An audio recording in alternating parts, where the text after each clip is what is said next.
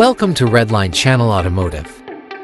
We can only speculate on the outside design in the unlikely event that Honda produces a motorhome. It would most likely adhere to Honda's streamlined, modern design philosophy, which places emphasis on usability and aerodynamics. It is expected to have softer, less aggressive body lines in keeping with Honda's friendly, accessible image.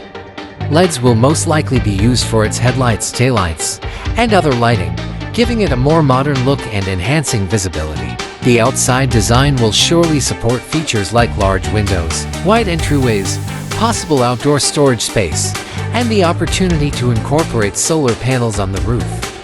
There will probably be some straightforward and useful Japanese aspects in the design, taking into account Honda's design philosophy, which usually places an emphasis on practicality and use.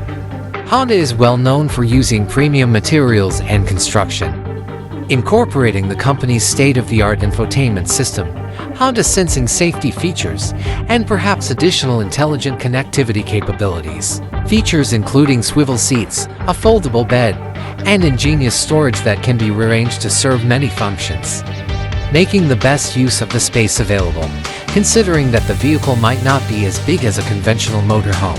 A hybrid gasoline engine is one possible engine to consider, given Honda's focus on efficiency and technology. Honda has a well-established hybrid technology. They may use a larger and more powerful version of their hybrid system to balance performance and fuel efficiency in a motorhome. If Honda wants to compete in the motorhome market, which often requires a lot of torque to carry a load, they should consider an affordable diesel engine, possibly in collaboration with another manufacturer. Given the global trend toward electrification, Honda may ultimately produce an electric motorhome. Nevertheless, range and charging infrastructure concerns must be addressed for a camper-sized vehicle.